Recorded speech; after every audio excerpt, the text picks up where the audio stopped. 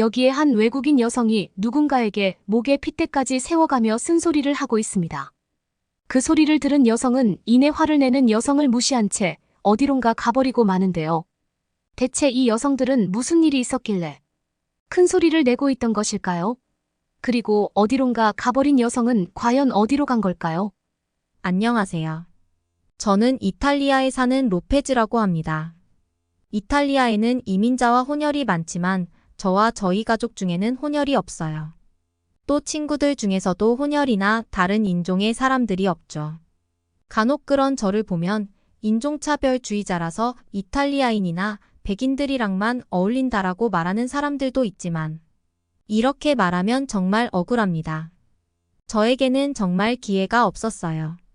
저와 마음 맞는 사람들이 우연히 백인일 뿐이었는데 자꾸만 인종차별주의자라는 이야기를 들으니 억울해서 이야기해보았습니다.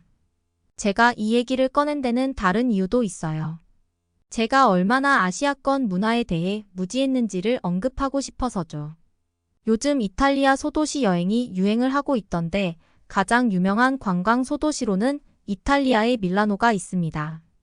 저는 밀라노에서도 차를 타고 한참을 들어가야 하는 자그마한 시골 동네에서 나고 자랐어요. 저와 함께 놀던 친구들은 언젠간 로마에 가서 살 거라며 의욕을 불태웠지만 저는 아니었습니다. 딱히 욕심도 없었고 흘러가는 대로 살고 싶어서 태어난 곳에 자리를 잡았고 대학을 졸업한 뒤 곧장 고향으로 돌아와 작은 회사에 취직했습니다. 무리한 사업 확장 없이 현상 유지에 집중하는 회사 덕에 저는 제 바람대로 물 흐르듯 10년 동안 일을 할 수 있었죠. 저희 회사에는 특별한 복지가 있습니다. 바로 10년 근속한 직원들에게 유급 보상 휴가를 무려 한 달이나 주는 것이었어요. 한 달을 더 쓸 수도 있었는데 그건 무급 휴가라서 저는 한 달 동안만 휴가를 쓰기로 했습니다. 한 달 동안의 휴가를 어떻게 잘 쓸 수 있을까 고민하면서 주변 사람들에게 의견을 구했더니 다들 스위스나 미국, 호주 등을 이야기하더라고요. 그런데 딱 한 사람만 아시아권으로 여행을 가보는 건 어떻겠냐고 말해주었습니다. 상대적으로 아시아가 더 멀게 느껴지지 않아요. 이때가 아니면 언제 가볼 수 있겠어요? 알고 보니 그 사람은 아시아에 여행을 가본 경험이 있는 사람이었습니다. 그러면서 이렇게 이야기하더군요. 저는 부모님이 일본에 일본인인 친구가 있어서 일본에 다녀온 적이 있었어요. 우리 이탈리아보다는 일본이 좀 더 깨끗하게 느껴지더라고요. 그래서 처음에는 일본 여행을 계획했습니다. 그런데 생각해보니 한 달 동안 일본에서 머물면 할 게 없더라고요. 그래서 10일은 가족들과 함께 이탈리아 주변 국가를 여행하고 10일은 일본에서 나머지 10일은 한국에서 머물기로 했습니다. 하지만 어머니의 사정 때문에 가족 여행을 일본 여행 뒤로 미루게 되었고 제 첫 번째 여행지는 한국이 되었죠. 한국으로 여행을 가겠다는 소식을 회사 사람들에게 나누자 그중 몇 명은 이상한 반응을 보였습니다. 한국으로 여행을 갈 거라고 왜? 한국에 간다는 결정을 이해할 수 없다는 반응이었죠. 그 동료는 한국에 대해 잘 모르는 사람이었어요. 그랬던 사람이 한국 여행을 회의적으로 생각한다니 이상했습니다. 무엇보다 그 사람을 포함해서 몇 명의 사람들도 한국 여행을 반대하는 듯 했어요. 저는 그 이유를 물어봤습니다. 그랬더니 한 동료가 지난 카타르 아시안컵을 언급하더라고요. 세상에 아들 이번에 아시아에서 아시안컵이 개최되었던 거 알고 있지 거기서 무슨 일이 벌어졌는지 몰라. 동료가 이렇게 묻는 것도 무리는 아니었습니다. 저는 축구에 진심이었거든요. 부모님이 축구 광팬이시기 때문에 저와 형제들은 어렸을 때부터 축구 경기를 관람하러 따라다니며 축구에 대한 애정을 키웠습니다. 가족들과 함께 가는 유럽 여행에도 축구 경기가 여러 포함되어 있었죠. 하지만 아시안컵은 저와 별로 관계가 없는 대회였습니다. 제가 좋아하는 선수가 출전을 했다면 모르겠지만 제가 좋아하는 선수 중에는 아시안컵에 참가하는 사람이 없었거든요. 저는 동료에게 대체 아시안컵에서 무슨 일이 있었길래 이렇게 과민 반응을 하는 것이냐 물었습니다. 이후 동료가 들려준 이야기는 가히 충격적이었고 축구 팬으로서 도무지 용납이 불가능한 것이었어요. 우선 제가 첫 번째로 몰랐던 사실은 한국이 아시아에서 축구 강국으로 불린다는 것이었습니다. 무려 24개국의 나라가 참가했는데 그 중에서도 우승 후보였던 것이었죠. 아시아 사람들뿐만 아니라 아시안컵을 흥미롭게 지켜보던 제 주변 지인들마저도 한국을 우승 후보로 점치고 있었다고 합니다. 일본과 함께 우승 확률이 매우 높은 1위나 2위 정도가 될 거라 자신하면서요. 저는 이 정도로 사람들이 인정하고 기대하던 나라라면 당연히 우승을 했을 줄 알았습니다. 그런데 한국은 4위로 아시안컵을 마무리했다고 하더라고요. 우승 확률이 1위였던 나라가 2위도 아니고 4위라니 대체 한국 축구대표팀에 무슨 일이 있었던 건지 제 상식선에서는 이해가 안 됐습니다. 그래서 저는 동료들에게 물어봤었어요. 왜 그랬대? 한국팀 주전 선수들이 부상이어서 모두 다 빠졌던 거 아냐? 저의 이야기를 들은 동료들은 제 말이 틀렸다는 듯 고개를 저었습니다. 아니, 한국은 되게 유명한 선수들이 많았을 정도로 역대 최강이었어. 솔직히 일본을 제외하면 한국에 비빌만한 나라가 전혀 없었다니까. 너도 토트넘의 손흥민 알지? 사실 이탈리아 사람들은 축구를 아무리 좋아하는 광팬이라고 해도 이탈리아 리그 경기가 아니면 보지 않아요. 하지만 그럼에도 손흥민 선수는 알고 있었습니다. 워낙 세계적으로 유명한 선수였으니까요. 그래서 동료의 물음에 저는 이렇게 답했습니다. 당연히 알고 있지. 토트넘에 있는 공격수 아니야. 내가 토트넘 팬은 아니지만 손흥민이 얼마나 뛰어난 선수인지는 잘 알고 있어. 너무 당연한 대답이었습니다. 축구에 관심이 없는 사람이라도 손흥민이 누구인지는 알고 있을 거예요. 적어도 유럽에서 살고 있는 사람이라면 더욱 그렇죠. 동료는 그러면서 이렇게 이야기하더라고요. 손흥민은 토트넘에서뿐 아니라 대한민국에서도 국가대표팀 주장이야.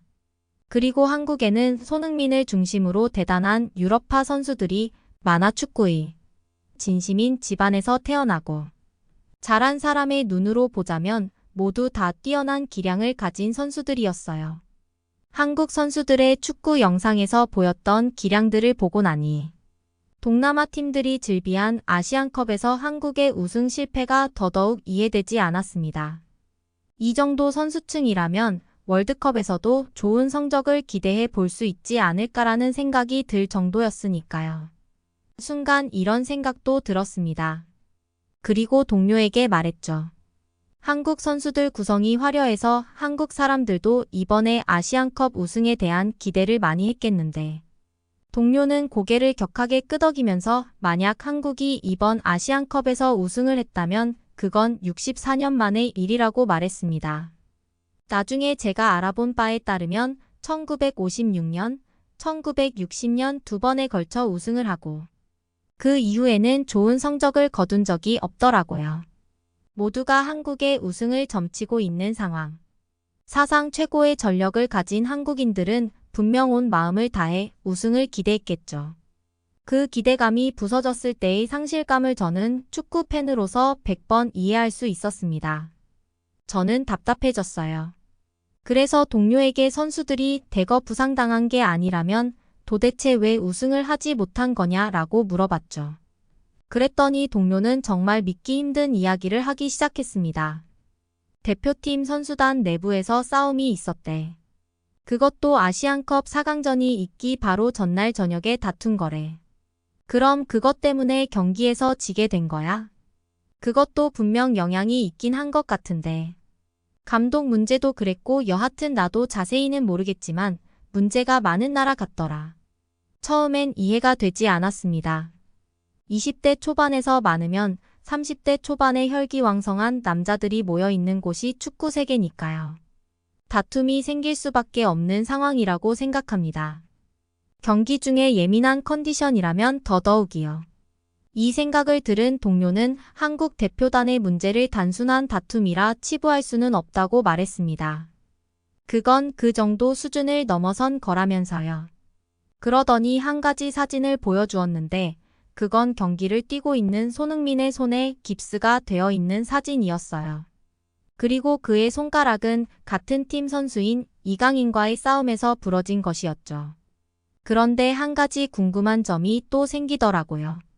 이강인 선수가 선배를 향해 몹쓸 짓을 한 거나 한국 감독 문제가 있는 거나 한국이 64년 만에 기회를 놓친 것이 제가 한국에 여행 가면 안 되는 이유가 될 수는 없으니까요. 이 물음의 동료는 이렇게 답했습니다. 나는 이번 계기로 한국인에게 매우 실망했어. 뉴스에 온통 폭행이란 단어가 나오고 한국의 축구협회의 비리와 고발 소통도 잘 안 돼서 국민들이 분노하기도 하고 이것만 봐도 한국의 시민의식이 얼마나 형편없는지 알만하지 않아. 그런데 한국을 가겠다고 나라면 절대 가지 않을 거야. 어느 정도 납득이 되는 말이었어요. 한국을 잘 모르지만 후배가 선배한테 손을 올리고 온갖 비리들과 비상식적인 내용들이 뉴스에 이렇게 많이 나오는 걸 보면 절대 이상적인 국가의 성숙한 모습이 아니니까요. 원래도 별로 관심이 없는 나라였는데 이런 이야기까지 듣고 나니 굳이 한국으로 여행을 가야 하나. 다른 나라들도 많은데 여행지를 바꿀까라는 생각을 하게 되더라고요. 그런데 제가 한국으로 여행 간다는 소식을 들은 아버지가 자신도 같이 가면 안 되겠냐고 말씀하셨습니다. 이런 부탁은 잘 안 하시는 분이었는데 꼭 한번 가보고 싶었다고 말씀하시기에 사정상 어머니 없이 아버지만 모시고 한국으로 가게 되었어요. 아버지가 한국에 가보고 싶다고 하신 이유는 TV에서 우연히 본 이탈리아인의 한국 여행 방송 때문이었습니다. 거기서 본 고즈넉한 분위기를 경험해보고 싶다는 것이었죠. 평생 시골 동네에서 살았으면서 왜 여행마저 시골로 가려고 하시는지 이해가 되지 않았는데 한국의 시골은 고향과 다른 매력이 있을 것 같다는 말에 그러려니 하며 한국행 비행기를 탔습니다. 한국에 도착한 뒤엔 놀라움의 연속이었어요. 여행을 준비하면서 한국이 기술적으로 많이 발전한 나라라는 것을 알게 되었지만 솔직히 이 정도일 줄은 몰랐습니다. 일단 눈에 보이는 시설 전부 최고였어요. 저는 굉장히 계획적인 성격이라 공항에서 서울 도심으로 한 번에 이동할 수 있다는 기차가 있다는 걸 알자마자 기차 시간표 타는 방법 등을 알아보았는데요. 한국에 도착하고 보니 그 방법을 미리 안 알아봐도 됐겠더라고요. 저는 너무나 손쉽고 간편하게 서울 도심 한가운데로 접근할 수 있었습니다. 숙소에 도착하는 내내 아버지와 저는 입이 마르도록 한국의 시설을 칭찬했어요. 아버지는 저보다 더 감격한 듯 했습니다. 너 혹시 아빠가 왜 로마에서 공부를 마치고 로마 중심지에서 다녔던 회사까지 그만두고 시골로 돌아갔었는지 알고 있니? 글쎄요. 그냥 아빠가 고향이 그리우셨던 거 아니에요? 아버지는 감격에 찬 목소리로 말씀하셨습니다. 내가 살았을 때의 로마라는 도시는 냄새나고 더럽고 지하철에는 낙서가 가득했어. 다른 나라 사람들의 환상 속에 있는 그곳이 얼마나 지저분한지. 아버지의 말에는 과장이 없었습니다. 다른 나라 사람들이 이탈리아 로마의 어떤 이미지를 가지고 있는지 너무나 잘 알고 있어요. 그런데 현실은 많이 다릅니다. 길거리에 개들의 대소변이 널려 있고 대변 때문에 날파리들이 날아다니죠. 이탈리아에 있는 강도 깨끗하지 않아요. 예술가들의 낭만이 있다는 밀라노 역시도 소매치기가 기승을 부립니다. 아버지는 큰 도시라면 당연히 그럴 거라고 생각했다 합니다. 그래서 우연히 TV에서 봤던 한국 시골 동네를 보고 한국을 가면 시골을 꼭 보고 싶었던 것이고 사실 서울로 지금 온 것은 제가 원하기 때문이었다고 했죠. 그런데 한국의 대도시 서울은 로마와 전혀 달랐습니다. 엄청나게 높은 빌딩들이 즐비했지만 도시는 청결해 보였고 사람들의 표정도 밝아 보였습니다. 그런데 호텔에 도착하자마자 저와 아버지는 혼란에 빠졌어요. 호텔 로비에서 싸움이 난 것이었죠. 두 무리가 서로 멱살을 잡고 고래고래 소리를 지르며 싸우고 있는데 호텔 직원들과 보안 요원들이 모두 뛰쳐나왔음에도 상황은 쉽게 진화될 것 같지 않았습니다. 저는 경제 선진국으로서 주변 환경은 아름답게 만들 수 있어도 시민의식은 돈으로 살 수 없다는 것을 깨달았어요. 그리고 동료에게 여행 전에 들었던 한국 아시안컵 이야기를 떠올렸죠. 당장 다음 날부터 여행을 해야 하는데 이런 나라에서 아버지와 함께 안전히 여행을 마칠 수 있는 걸까 걱정도 되더라고요. 그리고 다음 날 저는 아버지와 함께 이곳저곳을 구경했습니다. 관광객들이 많은 곳들로 다녀서인지 별일은 없었죠. 안심하며 청계천이라는 곳을 보러 갔는데 계단에서 내려오시던 아버지가 그만 다리를 삐끗하고 말았습니다. 아버지는 제 바로 앞에서 고꾸라졌고 다리를 부여잡은 채 소리 없는 비명을 질렀어요. 서둘러 아버지의 바지를 걷어봤는데 뼈가 부러진 것 같았어요. 순간 머리가 하얘졌습니다. 이탈리아도 아니고 한국에서 말도 한마디 안 통하는 곳에서 다친 아버지를 어떻게 해야 할지 모르겠더라고요. 한국에서 위급한 상황이 발생했을 때 어떻게 해야 하는지. 적어둔 메모를 찾으려던 그때 멀리서 누군가가 급하게 뛰어왔습니다. 저보다 왜소한 체격의 여자였는데 그 사람은 아버지의 상태를 서둘러 살폈어요. 영어로 저에게 어떻게 된 상황이냐 물으면서요. 여자가 아버지를 살피는 동안 어느새 곁으로 다가온 한 남자는 어딘가로 전화를 걸었습니다.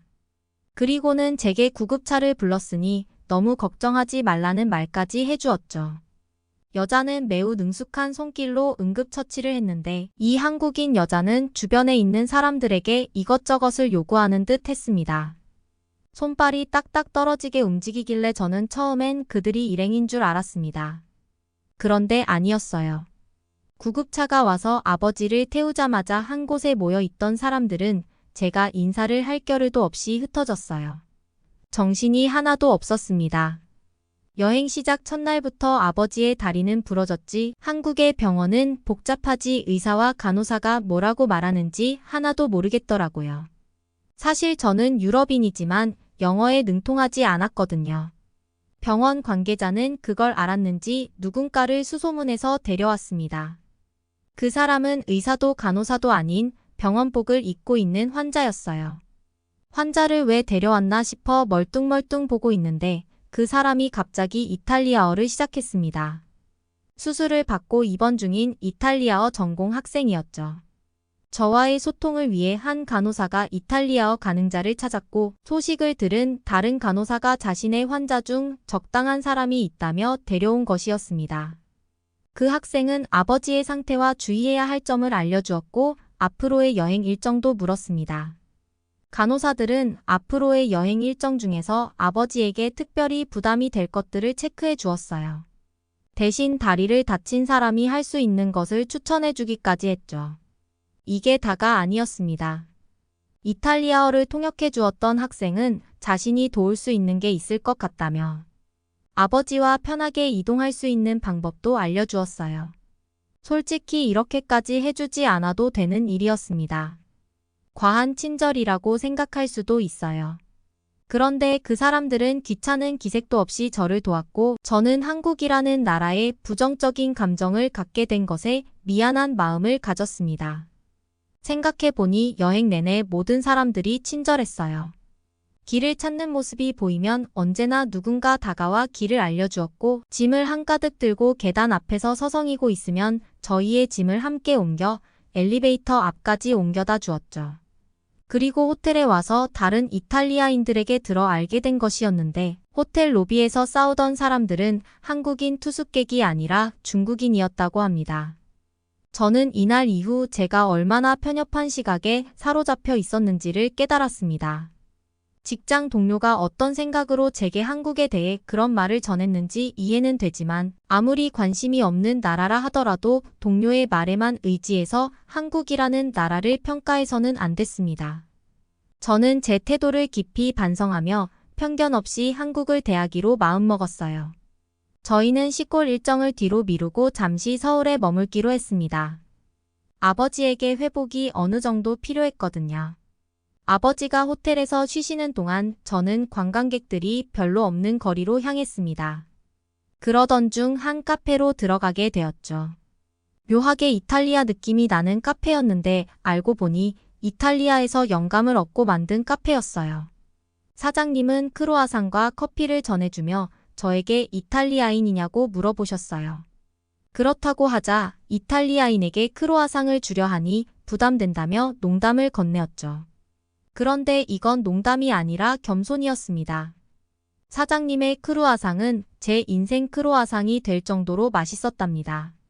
그런데 너무 유창하게 이탈리아어를 하셔서 물었더니 이탈리아에서 꽤 오랫동안 유학을 하셨더라고요. 저는 사장님과 이탈리아어로 많은 이야기를 나누었습니다. 그러면서 자연스럽게 제가 한국에 대해 솔직히 잘 몰랐던 나라이고 한국을 여행 오기 전에 동료로부터 들어 알게 된 한국 축구 이야기로 안 좋은 이미지를 가지고 있었다는 사실을 말하게 되었죠. 제 얘기를 진지하게 들어주던 가게 여사장님은 한국인의 시선에서만 할 수 있는 이야기를 들려주셨습니다. 한국은 공동체 생활과 위계 질서를 정말 중요하게 생각하기 때문에 이번에 있었던 일은 한국 사회에서도 결코 용납될 수 없는 일이에요. 사실 저는 한국 축구 얘기를 듣고 한국 사람들이 원래 그런 사람들인 줄로만 알았거든요. 그런데 한국에 와서 막상 마주쳤던 한국인 분들은 다들 친절하고 상냥하시더라고요. 제가 운이 좋게 좋은 분들만 만났던 걸까요? 그러자 사장님은 이런 이야기를 하시더라고요. 어떻게 들릴지 모르겠지만 사실 제가 로마에 있을 때 동양인이라는 이유로 정말 많은 차별을 당했어요. 그런데 저는 지금 내 앞에 있는 당신이 당연히 인종차별주의자라고 생각하지 않아요. 국적이 같다고 해서 다 같은 사람은 아닌 거니까요. 저는 사장님이 말하고자 하는 바를 단숨에 이해했습니다. 마침 사장님도 한국 축구 팬이시기에 축구에 대한 이야기를 많이 하게 되었습니다. 제가 이름만 들어서 알고 있던 선수들 손흥민, 황희찬, 김민재를 비롯한 한국 선수들은 뛰어난 실력뿐만 아니라 인성 면에서도 훌륭했습니다. 특히 손흥민 선수는 팬들에게도 다정한 것으로 유명하잖아요. 몹쓸 행동을 했던 이강인과는 완전 다른 모습인 거니까요. 그러니 한국 국가대표팀 주장도 하고 심지어 프리미어리그 토트넘이라는 거대 클럽의 주장까지도 하는 거겠죠. 사실 축구는 혼자서 하는 운동이 아니기 때문에 실력만으로는 살아남기가 힘들잖아요. 사람들을 아우르는 능력, 팀원들을 하나로 만드는 기술이 있어야 하는데 이 모든 것들은 인성이 기반되어야 가능한 것들이니까요. 저는 참 많은 것을 오해하고 있었습니다. 한국은 단순히 경제적으로 번성한 첨단 기술의 나라가 아니었어요. 갑작스럽게 큰 돈을 번 졸부처럼 겉만 화려한 깡통이 아니었습니다. 아버지와 보며 감탄했던 깨끗한 도시는 한국인들의 시민의식 덕분이었고 이강인 선수가 했던 나쁜 행동들을 하는 사람들도 분명 덜어 있을 테지만 아무런 대가 없이 저를 도와준 한국인들이 훨씬 더 많이 존재했습니다. 이후에 아버지를 모시고 조심스럽게 한국에 있는 시골을 찾아갔었는데요. 솔직히 시골에 가면 좀 다를 거라고 생각했어요. 아무래도 도시권과는 생활 양식이 다르니까요. 그런데 정말 놀랍게도 시골과 도시의 사람들은 다를 게 없었습니다. 환경만 다를 뿐 손님을 진심으로 대하고 공경에 빠진 사람을 돕는 태도는 똑같았죠. 아버지와 저는 일본으로 향하는 일정은 취소하고 일본에서 예정했던 시간을 한국에서 보내기로 했습니다. 제가 한국에서 보냈던 기억들을 글로 써보고 있는 오늘이 26일인데 저는 내일 다시 이탈리아로 돌아가요. 아주 긴 시간은 아니었지만 한국에서 보낸 시간들은 충분히 만족스러웠고 그 어떤 나라에서도 한국에서 느낀 만족감을 채울 수는 없을 것 같아요. 아빠도 너무 좋은 여행이었다면서 한국에 함께 올 수 있게 해줘서 저에게 너무 고마워하셨습니다. 그 말을 들으니 괜히 죄송하더라고요. 앞으로는 부모님이 먼저 저에게 부탁하기 전에 먼저 함께 여행을 가자고 이야기하는 딸이 되어야 한국에서 좋은 경험과 많은 기억들을 담아갈 수 있도록 해준 한국분들에게 진심으로 감사합니다. 내일 다시 돌아가지만 멀지 않은 시간 또 한국으로 또 놀러 올게요. 너무 고마웠습니다. 오늘의 사연은 최근 한국을 들썩이고 있는 축구 파동 때문에 한국을 오해했던 이탈리아 여성이 아버지와 함께 한국을 여행하셨던 이야기를 담은 소중한 사연이었습니다. 그러면 다음 사연으로 넘어가겠습니다. 너희 들었어. 이번에 케임브리지는 한국으로 수학여행을 간다는데. 정말 요즘 한국 수학여행이 대세인가 봐. 우리는 어디로 가지? 영국 명문 옥스포드대 강의실 한켠에서 각국에서 온 학생들이 어디로 수학여행을 갈지 고민 중에 있는데요. 과연 옥스포드대 수학여행 목적지는 어디로 정해졌을까요? 사연 들어보도록 하겠습니다. 안녕하세요. 저는 옥스포드 대학교에서 심리학을 전공하고 있는 메리사입니다. 저는 평소 노래 부르는 것을 좋아했는데요. 그래서 옥스포드대에 입학하자마자 아카펠라 그룹 단원으로 활동하게 되었습니다. 저희 아카펠라 그룹은 1958년 결성된 66년 전통의 아카펠라 그룹입니다. 재즈, 블루스, 해외팝, 락앤롤 등 다양한 장르의 음악을 선보이고 있어요. 그리고 영국 전체 대학들 가운데 가장 오래된 아카펠라 그룹이기도 하지요. 뿐만 아니라 영국 내에 현존하는 아카펠라 그룹 중에서 두 번째로 오래된 역사를 가진 그룹이기도 합니다. 옥스포드대는 세계 각국의 수재들이 모이는 곳이기 때문에 아카펠라 멤버들은 한인 교포 3명을 포함해 여러 국적의 학생들로 이루어져 있어요. 테너, 바리톤, 베이스를 기초로 30여 명의 단원들이 활동하고 있습니다. 저희 그룹 자랑을 조금 해보면 영국과 체코, 프랑스, 오스트리아 등 다수의 해외 공연 이력을 보유하고 있어요. 그런데 얼마 전 저희 팀원들은 해마다 진행되는 해외 투어 공연 겸 수학 여행지를 두고 고민이 많습니다. 아직 목적지를 정하지 못하고 있기 때문이죠. 최근 영국의 명문 중고등학교와 대학교에서 한국으로 수학여행 가는 것이 유행처럼 번지고 있는 분위기거든요. 배움과 휴가를 합친 신조어 런케이션 차원의 여행이 학생들 사이에 입소문이 나면서 한국으로 수학여행을 떠나는 일이 많아지게 된 거예요. 저희 옥스포드 아카펠라 멤버들은 해마다 해외 투어 공연, 장소 겸 수학여행지를 멤버들이 모인 가운데 투표로 결정하고 있는데요. 보통은 만장일치로 유럽이나 영국과 가까운 국가로 가는 경우가 많은데 이번에는 분위기가 조금 달랐습니다. 몇 차례 회의를 통해 한국과 일본 2개의 나라로 의견이 좁혀졌습니다. 대부분의 단원들이 케임브리지와 마찬가지로 한국으로 가길 희망했어요. 하지만 유독 3명의 친구들이 일본을 고집하고 있었습니다. 한 친구는 일본인이었는데요. 한국은 아직 전쟁 중인 나라라 불안하고 치안이 좋지 않다는 것을 강조했습니다. 반면 일본은 길거리가 청결하고 모든 면에서 빠르게 선진화된 곳이기 때문에 한국을 갈 바에야 일본으로 가는 것이 맞다는 것이었습니다. 한국 수학여행을 반대하는 또 한 친구는 일본 오타쿠 기질이 있어서 무조건 일본으로 가고 싶다고 했습니다. 아카펠라 멤버들은 3명의 멤버들 말에 할 말을 잃었습니다. 제가 알기로 현재 일본은 후쿠시마산 쌀로 만든 음식 문제라든가 원전수 방류로 문제가 심각하다고 들었는데 당당하게 선진화를 이야기하다니 어이가 없었죠. 정말 뻔뻔한 거 아닌가요? 모두들 침묵하고 있을 때 프랑스 출신 단원 한 명이 나서서 단호한 어조로 의견을 말하게 되었는데요. 올해는 우크라이나와 러시아 전쟁으로 인해 많은 사람들이 희생되어 평화와 화합을 주제로 해외 공연 컨셉을 정한 것이 아닌가요? 그렇다면 한국으로 가는 것이 맞다고 생각해요. 특히 한국 비무장지대 DMZ를 방문해서 남북 통일을 염원하고 평화를 위해 공연하는 것이 큰 의미가 있지 않을까 생각합니다. 모두들 그의 말에 고개를 끄덕였죠. 분위기가 한국으로 기울자 일본을 주장했던 친구들은 불만 섞인 표정이었지만 이내 수긍할 수밖에 없었습니다. 이번 수학여행의 주제는 평화와 화합이었기 때문에 처음부터 한국이 최종 목적지로 정해진 거나 다름이 없었어요. 한국으로 수학여행지가 결정되자 단원들 표정에는 설레임으로 가득해 보였습니다. 기존의 한류는 K-팝과 K-드라마 등 콘텐츠에만 집중된 면이 있었지만 갈수록 K-푸드와 한국 전통문화에 관심을 갖는 영국 MZ세대들이 많아지고 있기 때문에 이번 여행이 기대가 큰 것이 사실이었죠. 심지어 일부 친구들은 한국 문화에 대한 관심이 높아서 별도로 한국어를 배우고 있는 경우도 있었어요. 저희 아카펠라 멤버들은 한국행을 결정지은 다음 날부터 공연 프로그램을 준비했어요. 이번 공연은 총 20곡으로 영국 전통 민요부터 한국 가요와 해외 팝, 음악, 재즈 등 다양한 장르를 소화하기로 했지요. 특히 한국 교포 친구가 부를 홀로 아리랑은 한국인들을 위한 선물이었어요.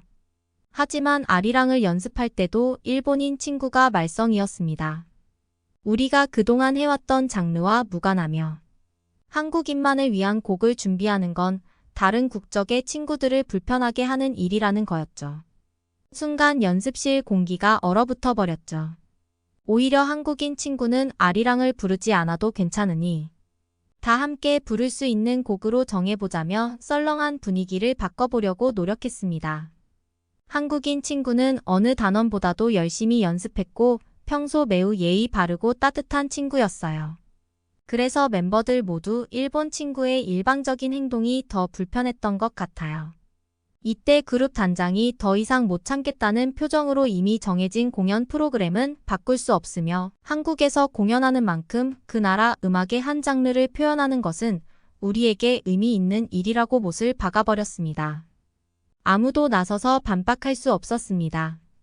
우리는 대한민국 평택과 파주, 제주 투어 공연을 계획하고 한국행 비행기에 탑승했습니다.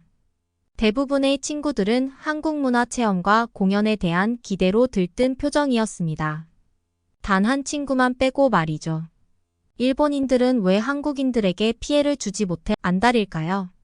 괜찮은 척하면서 한국인들이 잘하는 모습을 보면 트집을 잡기 일쑤이고 은근히 한국을 무시하는 발언도 서슴지 않았습니다. 옥스포드대 출신이라는 것이 창피할 지경이었어요. 겉으로 보기에는 친절하고 상냥하게 보이지만 안 보이는 곳에 칼을 숨긴 사람들 같다는 생각이 들었습니다. 저는 긴 비행 시간을 대비해 넷플릭스에서 한국 드라마 더글로리를 다운받아 두었어요. 비행기에서 보기 시작한 드라마는 중간에 끊을 수 없을 만큼 강한 몰입감을 선사했습니다. 저는 최근에 나온 한국 드라마는 거의 시청했는데요. 한국은 멜로, 액션, 코미디, 심지어 예능까지 모든 장르가 기승전결이 분명해서 정말 재미있어요. 스토리가 탄탄하고 배우들 연기력이 굉장해요. 괜히 콘텐츠 강국이라는 별명이 붙은 게 아니라니까요. 비행시간 내내 한국 드라마에 푹 빠져 주인공이 된 저는 두 눈이 빨갛게 충혈되어 인천공항에 도착했습니다. 옆좌석 친구가 제 눈이 빨갛게 충혈된 것을 보고 토끼 같다고 놀려댔죠. 공항에 도착한 아카펠라 멤버들은 인천공항이 빠른 입국 심사에 감탄했습니다. 여러 국적의 친구들이 모여 있다 보니 각국의 공항 상황을 잘 알기 때문에 인천공항은 더 감동이 컸습니다. 모두들 긴 비행에 지친 상태였지만 당연히 입국 심사에 1시간 이상 걸릴 거라 예상하고 줄을 섰어요. 하지만 인천공항은 저희 멤버들의 예상과는 달리 20분 만에 입국 심사가 끝나버렸죠. 소문대로 인천공항은 10년 연속 세계 최고 1등 서비스 공항이라는 명성답게 스마트하고 빠른 일처리가 저희 마음을 단번에 사로잡았습니다. 인천공항 내부에는 길 안내를 돕는 로봇 에어스타와 교통 안내 서비스, 캡슐 호텔 등 여행객들의 편의를 위한 배려가 가득했습니다. 일단 저희 일행은 파주 운정고등학교에서 국제문화 교류를 위한 공연과 토크 시간을 가졌습니다. 한국 학생들이 옥스포드대 진학과 관련해 궁금한 점이 많다는 점이 흥미로웠습니다. 그리고 대부분의 학생들이 원어민 수준 영어가 가능해서 자유롭게 소통할 수 있었습니다. 다음 일정은 가장 기대를 했던 DMZ 평화 콘서트였습니다. 음악만으로 평화와 화합의 분위기를 잘 전달할 수 있을까 고민도 많이 하고 준비 과정 내내 신중에 신중을 기했습니다. 하지만 우리 공연은 성공적이었습니다. 한국 관람객의 반응은 정말 뜨거웠어요. 무대에 있는 저희들과 하나가 되어 음악을 즐기는 모습이 정말 인상적이었습니다. 한국 사람들은 공연장에서 음악을 듣는 매너가 좋고 호응도가 굉장히 좋았습니다. 해외 공연을 다니다 보면 공연자의 무대 매너만큼이나 공연을 관람하는 관객의 호응과 매너도 중요 부분이란 생각을 할 수밖에 없거든요. 공연의 클라이막스는 한국 교포 친구가 부르는 홀로 아리랑이었습니다. 한국 관객은 아리랑 멜로디가 흘러나오자 눈시울이 붉어지기도 했습니다. 공연장은 모두가 하나가 되는 듯 깊은 울림으로 가득했습니다. 저는 그동안 크고 작은 공연에 수없이 참여했지만 그날의 감동은 평생 잊을 수 없을 것 같았어요. 한국은 저희 멤버 모두에게 음악적으로 정서적으로 많은 성장을 할 수 있게 해주었습니다. 한국에 오기 전 저희는 많은 검색과 주변의 조언을 통해 한국의 악기 연주와 음악적 요소들을 알 수 있었습니다. 그 가운데 난타 공연이 눈에 띄어 관람 기회를 가지게 되었는데요. 현란한 몸 동작과 하나가 된 듯 다양한 도구로 악기를 두드리는 모습에 저희들은 한시도 눈을 뗄 수가 없었습니다. 난타 공연 배우들은 관객들의 적극적인 참여를 유도하고 코믹한 퍼포먼스로 웃음을 자아내는데요. 저희들은 드럼의 역동적인 운율과 배우들의 신명나는 춤 사이에 어느새 박수치며 온몸을 들썩이고 있었습니다. 아무래도 옥스포드는 전 세계 브레인들이 모이는 장소이기 때문에 학업 스트레스가 많은 편이었는데 한국에 오길 잘했다는 생각이 들었습니다. 한국 수학여행을 반대했던 일본인 멤버도 어느새 박수치며 어깨춤을 추고 있었습니다. 공연장에는 저희 옥스포드대 학생들 외에도 한국에 관광 온 외국인들이 많이 보였어요. 문화 강국 코리아라는 말을 실감할 수 있었습니다. 공연 중간에 상모 돌리기와 접시 던지기 등 볼거리도 풍부해서 남녀노소 누구나 만족할 만한 공연이었어요. 저희는 서울에서의 모든 일정을 마치고 마지막 공연이 있는 대한민국 남쪽 아름다운 섬 제주도로 향했습니다. 난타 공연의 여운이 컸는지 공항에서도 몇몇 친구들은 난타 동작을 흉내내고 어깨춤을 추며 밝게 이야기를 나누었습니다. 비행기로 1시간이면 제주까지 이동이 가능하다니. 이게 현실인가요? 영국은 1시간 거리 섬 여행은 꿈도 못 꾸거든요. 제주에 도착해서 공항을 빠져나가는데 육지와 다르게 공기가 맑고 싱그러웠어요. 그리고 하와이에 왔나 착각할 정도로 멋진 곳이었습니다. 높게 뻗은 야자수와 푸른 바다, 그리고 맑은 하늘이 저희 멤버들을 반기는 듯 했어요. 제주 호텔에 짐을 풀고 저녁 식사를 하기 위해 빠르게 이동을 했습니다. 메뉴는 따뜻한 해물솥밥이었습니다. 각자 전복과 갈치 솥밥을 선택해서 먹게 되었는데요. 낯선 비주얼에 모두들 당황했지만 한국인 친구가 먼저 먹는 방법을 설명하며 보여주었습니다. 그 모습을 보고 모두들 따뜻한 돌솥치에 올려진 밥과 해산물을 잘 비벼 한 입 가득 베어물기 시작했어요. 그런데 여기저기서 오마이갓 딜리셔스 하며 탄성을 질러댔습니다. 저도 한 입 가득 입에 베어물고 깜짝 놀랐어요. 제주 바다가 제 입으로 들어오는 듯 했습니다. 따뜻한 밥과 섞인 해산물이 비린맛 전혀 없이 섞여 고소했고 함께 나온 양념과의 조화가 환상이었어요. 그리고 적당히 짭조름해서 더 맛있었습니다. 저는 눈 깜짝할 사이에 바닥 누룽지까지 다 긁어 먹어버렸어요. 저뿐만 아니라 대부분의 친구들이 텅 비어버린 자신의 돌솥을 가리키며 깔깔대고 웃느라 야단법석이었습니다. 대부분의 외국인들은 한국하면 비빔밥을 떠올리는데 해물솥밥은 깊은 맛이 있어 영국에 계신 부모님이 생각날 정도였어요. 저희는 만족스러운 식사를 하고 잠시 차를 기다리며 바다 산책을 했습니다. 서쪽으로 노을이 지는 제주 바다는 정말 아름다웠습니다. 뒤로는 하얗게 눈 쌓인 한라산이 보이고 앞으로는 바다가 시원하게 펼쳐져 있었습니다. 멤버들은 아름다운 제주를 사진에 담느라 정신이 없었습니다. 제주는 3월에도 한라산 꼭대기에 하얀 눈이 보이는 것이 인상적이었어요. 지난해 제주로 친선 경기를 다녀온 독일인 친구가 제주도가 하와이보다 더 아름답고 멋진 곳이라고 자랑을 했었거든요.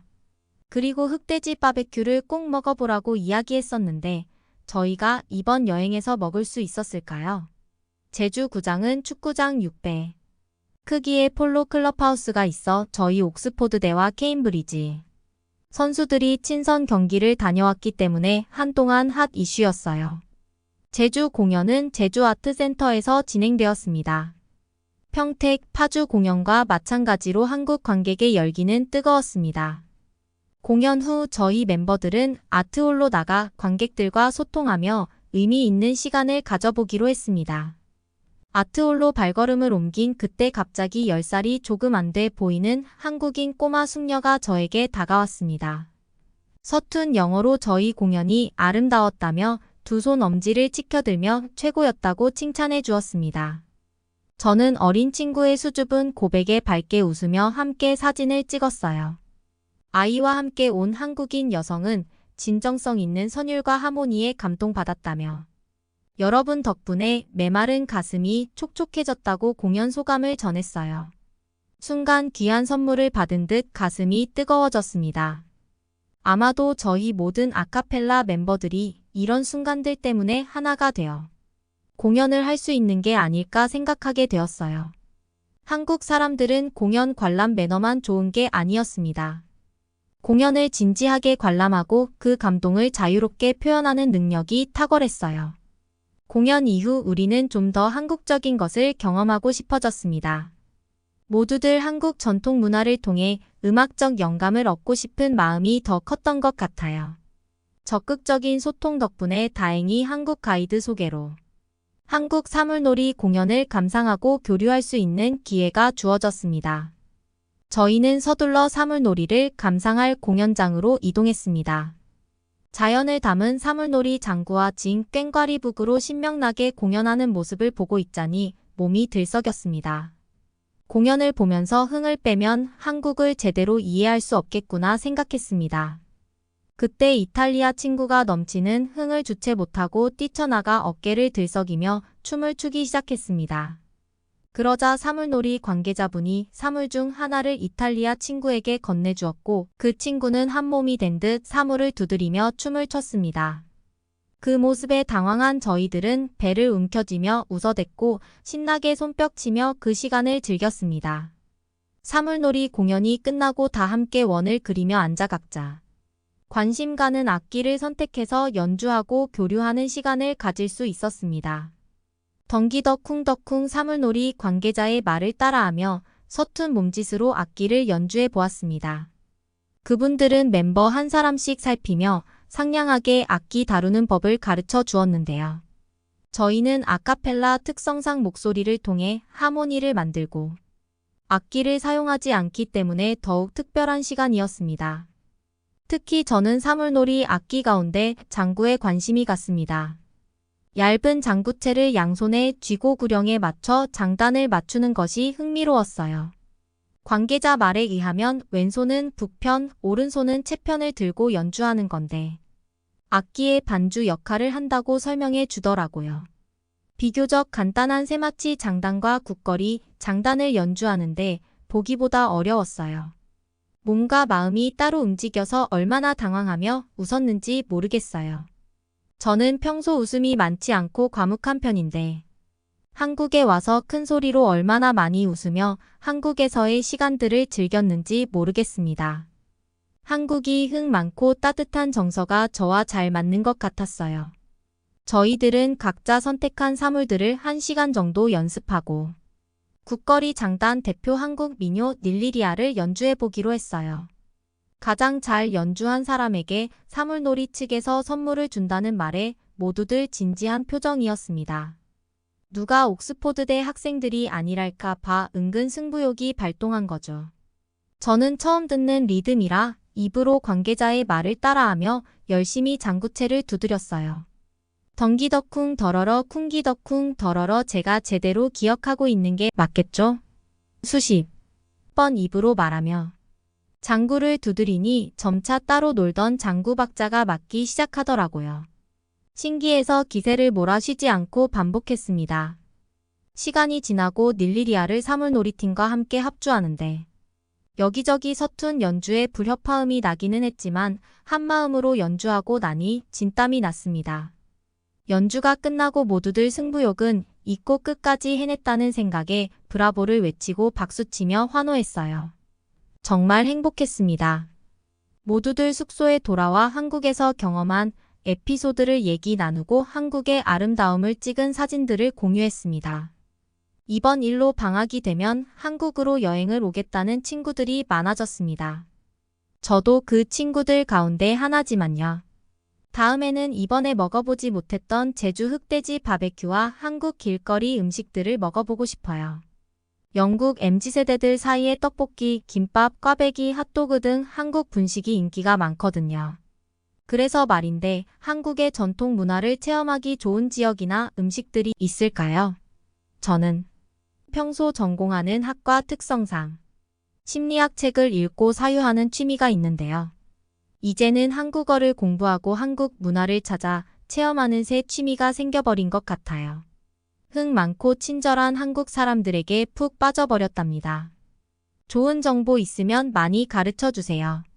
옥스포드대 아카펠라 멤버들과 함께 한국으로 수학여행 다녀온 이야기는 여기까지입니다. 저의 긴 사연 들어주셔서 감사합니다. 그러면 다음 사연을 들려드리겠습니다.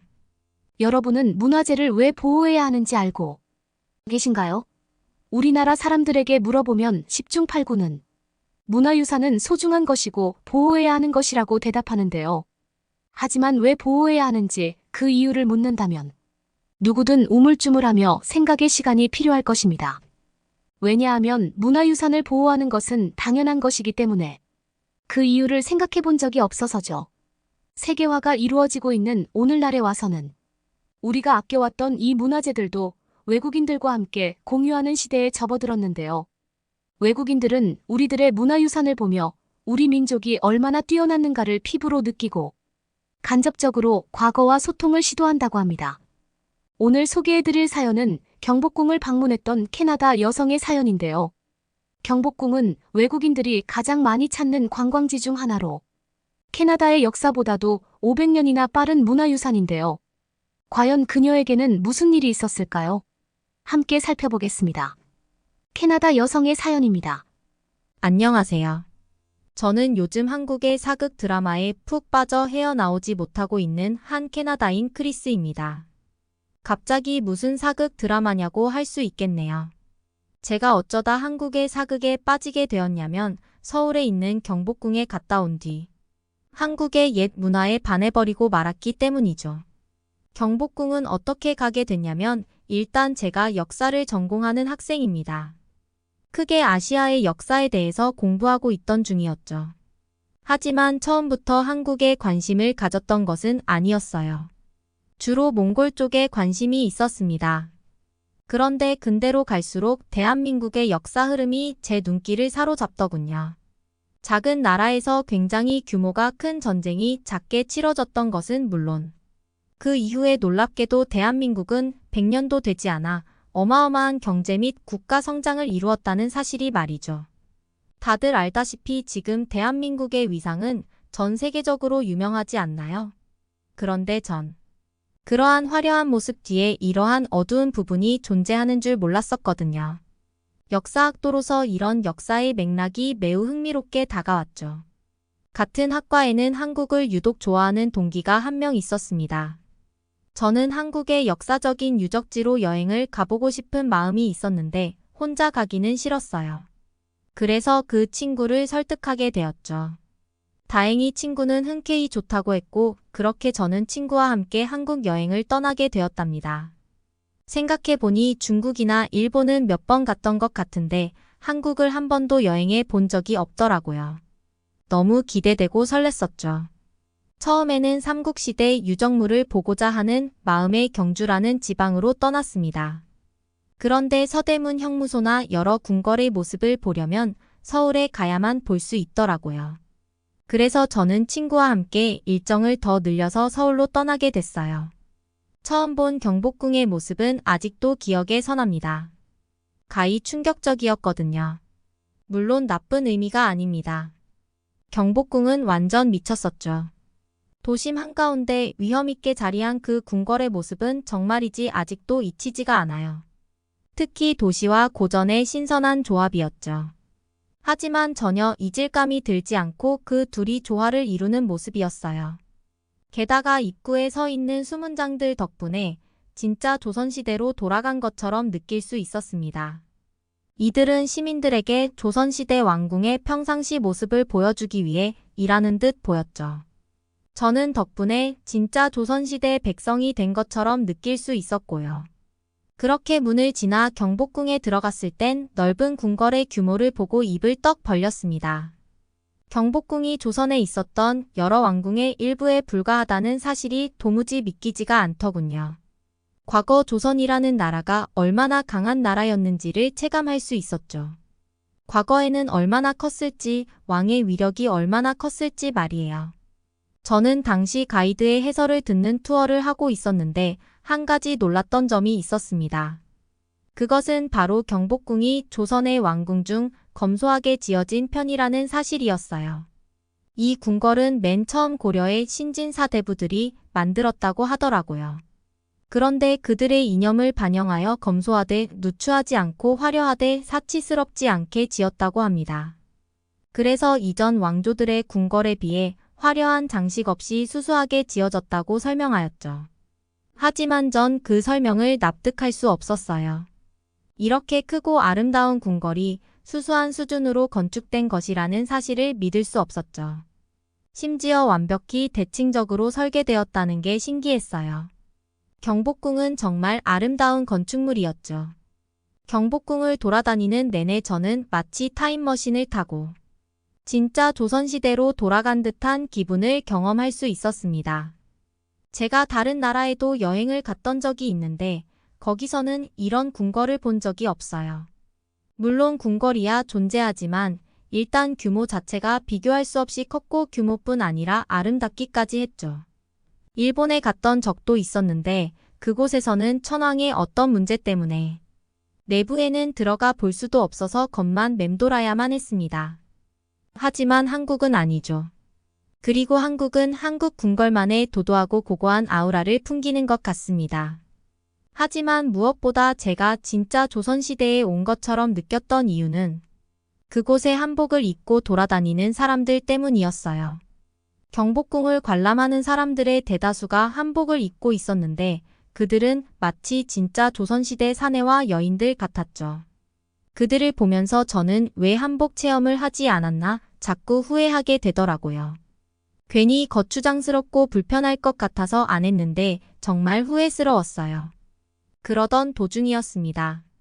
계속해서 감탄하면서 경복궁을 돌아다니고 있었어요. 그런데 저기 멀리에 한복을 입은 여학생처럼 보이는 무리가 우르르 있더라고요. 저는 처음에 공연이라도 하는 줄 알고 다가갔습니다. 그런데 가까이서 보니 그게 아니더라고요. 그저 같이 관람 온 관광객이었죠. 그래서 저는 뒤돌아 떠나려고 했습니다. 그런데 그때였죠. 갑자기 그들은 아름다운 춤사위를 작게 선보이기 시작했어요. 그들이 몸을 역동적으로 움직이기 시작하자 저뿐만 아니라 주변 사람들이 몰리기 시작했죠. 그들은 조금 당황한 것처럼 보였어요. 알고 보니 그들은 무용을 전공하는 학생들이었습니다. 이번에 학교에서 한복을 입고 공연을 하게 되었다고 했어요. 그런데 경복궁에 와서 한복도 입게 되었으니 구석진 데서 함께 아무나 맞춰보자고 모여서 작게 춤을 추고 있었다고 하더군요. 그저 그런 것뿐이었는데 갑자기 사람들이 몰려들어서 당황했다고요. 그들은 공연을 하려고 한 게 아닌데 어쩌다 보니 작은 규모의 관객들이 이미 몰려 있었습니다. 그러자 그들은 눈치를 살피며 그들끼리 속삭이더니 갑자기 그럼 한번 춤 사위를 보이겠다며 노래까지 틀게 되었습니다. 맑은 가야금 소리에 어우러진 무용과 학생들의 춤사위는 영화의 한 장면이었다고 해도 과언이 아니었습니다. 농담이 아니에요. 정말로 말이죠. 해질녘 궁궐 구석에서 이루어졌던 그들의 작은 공연은 아직도 잊지 못하는 한국에서의 추억 중 하나입니다. 이 기억은 아마 죽을 때까지 함께 할 거예요. 그리고 저와 친구는 이후에 경복궁 야간 관람도 하게 되었답니다. 가이드의 추천이었죠. 그런데 밤에 본 경복궁의 모습은 또 다르더군요. 밤에 올려다보는 궁궐의 크기는 정말 압도당할 것 같았죠. 밤하늘과 불빛으로 감싸진 경복궁의 모습은 뭐랄까. 아름답다는 말 말고는 표현할 바가 없는 제 어휘력의 한계를 탓하고 싶어지는군요. 정말 아름다웠습니다. 하지만 그날 친구의 설명을 듣고 화나는 부분도 있었어요. 그것은 바로 일제강점기와 관련된 이야기였죠. 저는 평소에 한국의 일제강점기 파트를 공부하면서 정말이지 화가 치밀어 올랐습니다. 그들의 끔찍한 만행이 너무나 추악하다고 생각했죠. 그런데 친구 말로는 조선시대에 있던 궁궐은 성내를 꽉 채울 정도의 규모였지만 일제강점기에 대부분 철거당했다고 하더라고요. 정말 듣자마자 욕이 나올 뻔했습니다. 경복궁의 아름다운 모습은 황홀했지만 한편으론 철거당하지 않았더라면 그 모습들은 또 얼마나 웅장하고 기가 막혔을지. 지금은 볼 수 없는 궁들이 너무 안타깝게 느껴졌어요. 정말 그런 것만 생각하면 아직도 가슴속에 있는 화가 분출될 것만 같네요. 하지만 그래도 이렇게 복원하여 멋진 문화재를 만나볼 수 있어서 다행이라고 생각해요. 시민들에게 기쁨을 주고 있는 대한민국이 멋지다고 생각합니다. 저는 그렇게 경복궁에 다녀온 이후로 안타깝지만 시간이 없어서 바로 귀국해야만 했습니다. 원래는 서울에 있는 일정도 갑작스럽게 추가된 거라 일정이 막 꼬였었거든요. 하지만 후회하지는 않습니다. 경복궁은 그럴 만한 가치가 있었어요. 아무튼간 귀국하기 전 저는 한국에서 무엇이든지 기념품을 사들고 가고 싶었습니다. 한국에서의 이 행복한 추억들을 오랫동안 기억하고 싶었거든요. 그러다가 저는 한복을 맞춰서 사가기로 했어요. 한복 체험을 하지 못했던 것이 너무 아쉬웠었거든요. 오죽하면 경복궁을 돌아다니는데 나중엔 궁궐보다 관광객들이 입은 아름다운 한복들만 눈에 들어왔을까요? 그럴 것이 한복은 정말 아름답잖아요. 수수하면서도 동시에 화려함을 줄 수 있는 전통 의상은 아마 전 세계에 한국밖에 없을 것입니다. 또한 경복궁 말고도 창경궁이나 창덕궁, 덕수궁 등 서울의 아름다운 궁들이 많다고 들었어요. 가지 못한 게 너무 안타까웠죠. 다음에 한국에 방문한다면 그곳에 반드시 들를 것입니다. 그리고 무엇보다 제가 한국에 다녀온 이후로 한 가지 바뀐 점이 있는데요. 그것은 바로 제가 한국 드라마에 푹 빠지게 되었다는 사실이에요. 특히나 사극 드라마 말이죠. 저는 원래 우리나라 드라마도 보지 않습니다. 그만큼 드라마에는 눈꼽만큼도 관심이 없던 사람이었죠. 그런데 경복궁에 다녀온 이후로 궁궐을 보니 조선시대가 너무 매력적으로 느껴졌고 그것을 더 실감나게 느끼기 위해 사극을 보게 됐어요. 그런데 이게 웬걸 드라마의 내용이 흥미진진한 건 물론이거니와 등장인물들도 다 너무 예쁘고 잘생겨서 드라마 볼 맛이 나더군요. 왜 드라마를 보는지 알 것 같았어요. 또 실제 조선시대처럼 구현된 것도 너무 멋있었고요. 사극을 보니 정말 그 시대로 돌아간 것처럼 느낄 수 있다는 게 사극 드라마의 가장 큰 매력이 아닌가 싶어요. 그리고 그 속에 구현된 한국의 옛 모습은 말로 표현할 수 없을 만큼 너무 아름답고 매력적이에요. 꼭 그 시대에 한번 살아보고 싶네요. 어떻게 보셨나요? 한국을 여행했었던 캐나다 여성의 사연이었습니다. 경복궁은 태조가 조선을 건국한 후 첫 번째로 완성한 궁궐이었는데요. 오래된 시간을 지나온 만큼이나 대한민국의 역사가 잠들어 있는 곳이 바로 이 경복궁입니다. 그렇기 때문에 서울에 방문했다면 꼭 방문해 봐야 하는 곳인데요. 외국인들에게는 서울 여행의 필수 코스가 될 수밖에 없는 곳이죠. 특히 당시에 우리나라를 상징하는 큰 의미를 갖고 있었던 만큼 외세의 침략이 있을 때마다 경복궁은 만신창이가 되어야만 했는데요. 아름답고 웅장했던 이 경복궁은 임진왜란과 일제강점기 두 번에 걸쳐 일본에 의해 훼손되었던 가슴 아픈 역사가 있었습니다. 한국의 정신을 모욕하기 위해 의도적으로 훼손을 했던 것인데요.